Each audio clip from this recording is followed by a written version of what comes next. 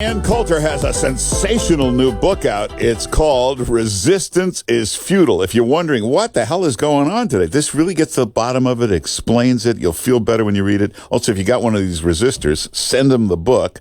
It's Ann Coulter's new book. You can get it on Amazon. You can get it at anncoulter.com. Ann Coulter, how you doing? Fine, thanks. How are you, Mark Simone? Very good. All right, let's see now. Third woman has come forward. She sent a sworn affidavit to the Senate there that Kavanaugh drugged the women and gang raped them. And what's going on? Well, one thing that's odd about it, I'm sure it's perfectly explainable, is that this path of destruction that Brett Kavanaugh ran through his Catholic high school, Yale Law School. I will admit that most of the students he went to Yale with are probably Democrats, certainly.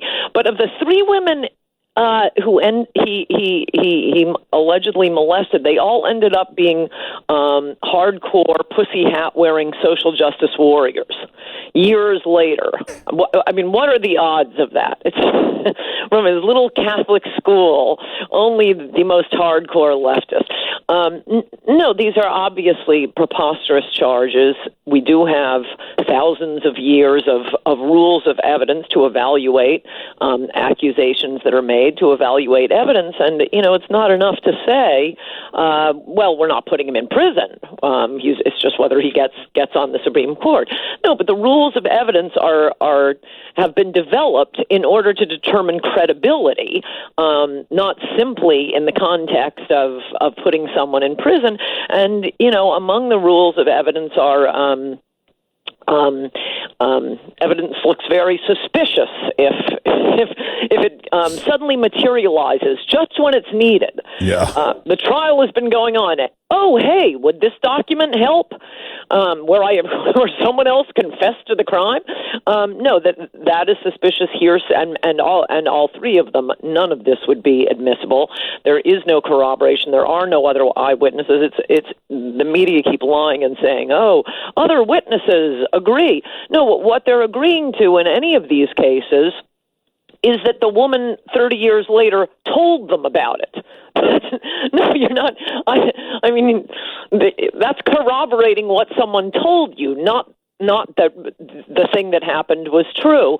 So, no, of course this is nonsense. I think everyone understands that the left was going to throw up anything to stop a Supreme Court nomination because the court gives them everything they want that they can't get passed through democracy. You'll often hear that, oh, well, there's activism, right-wing activism on the court, left-wing activism on the court. This is absolutely false. There is only left-wing judicial activism. You don't have Republican-appointed judges looking at a 200-year-old Constitution and discovering a right to a flat tax, or discovering a right to abolish the EPA, or to end the withholding tax, or to build a wall. No, it's liberal judges who look at a 200-year-old Constitution. You can look at it yourself and suddenly discover, oh my gosh, there's a right to gay marriage in here. We never noticed before. And look, a right to abortion. That's because in both cases, well, most recently, people will remember, gay marriage was voted on by about 40 states. And even in California, even in Oregon, with the pro-traditional marriage side being massively outspent, people kept voting down gay marriage. So what do? They run to the court. Oh, look what we found, a right to gay marriage. So this is why the courts are so important to the left.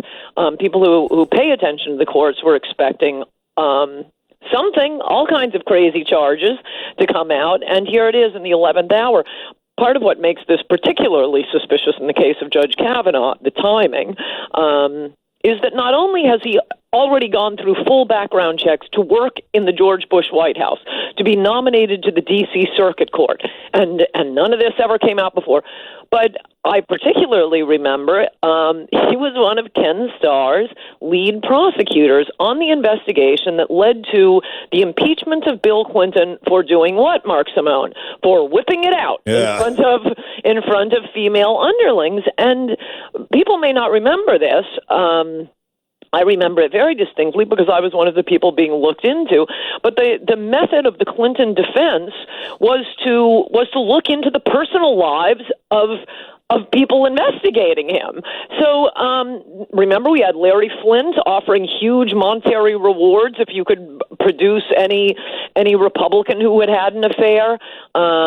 Ken Starr and his prosecutors, they were all slammed for their personal lives. A bunch of Republican congressmen resigned. Remember Livingston from Louisiana. Oh, yeah. Also, Harvey Weinstein funded Tina Brown at Talk Magazine to produce a book that would all it was about was the personal lives of the people who led to Bill Clinton's impeachment.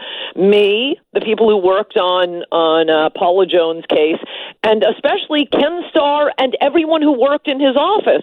It was called Insane Clown Posse. It was by John Connolly. I went on Geraldo and got it killed because they swore, oh, no, he's not hiring private detectives. And I produced a letter from an ex-boyfriend of mine who, thank heaven, sent it to me with a private detective saying, I'm working for John Connolly looking into the private life of Ann Coulter. Can you tell me? Oh, my God. Yeah. So we got it killed. Everybody forgot this.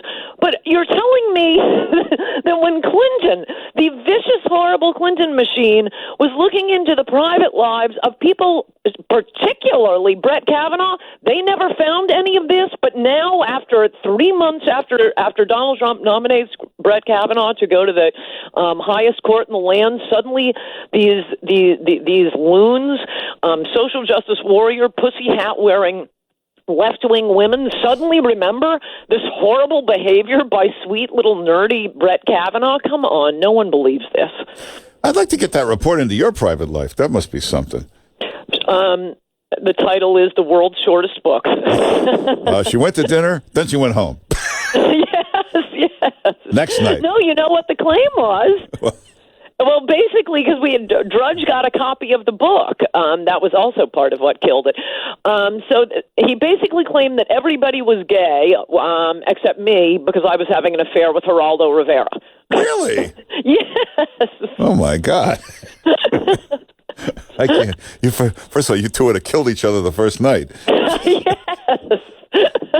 So what happens tomorrow? Kavanaugh, do you think this woman will show up, this first accuser? I think now she has to. I mean, we've all been saying she's not showing, and I suspected she would not, because my impression of what has happened here, at least with the first accuser, is that, and you and I have probably talked about this, people often, memories are not as good as people think they are, and often a public figure gets inserted into a memory where it isn't true. So I have people coming up to me all the time telling me, oh, my friend dated you. I'm apparently dated all of North Campus at Cornell. And they're people that I didn't even know. I'd ask for pictures. Nope, never dated this person. I think we may have been on the same campus. So it's not even something that's embarrassing or horrible. I had a radio host tell me, this wasn't long ago, about he knew somebody who went to law school with me, and I was so great in this argument with Yale Camisar in criminal procedure class, and he's giving me details. It was totally flattering, but I said, I never took a class with Yale Camisar. This never happened.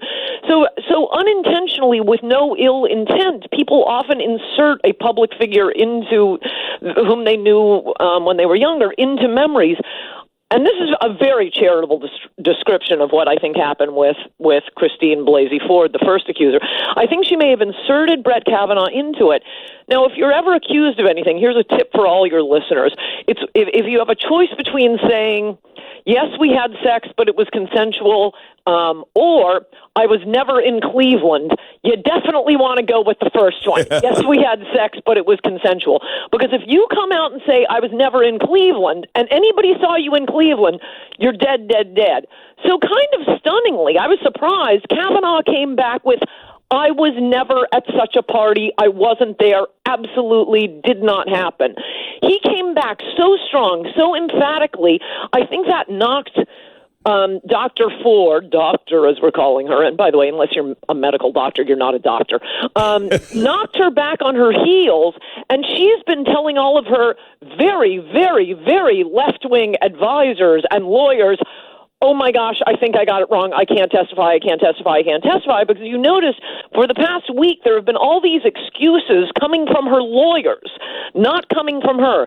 So I think she is begging, do not make me testify. I made a mistake. I don't want to do this. This is very embarrassing. I've done all I can do. And her lawyers are saying, no, let us handle this. Yeah. Well, on the other hand, now that everybody is saying she's not coming, I kind of think she has to come. Well, we'll see what happens tomorrow. Hey, everybody get Ann Coulter's book. It is her best book yet. It's called Resistance is Futile. If you want to read about what's going on in the world with the way people are fighting and why, it really gets to the bottom of it.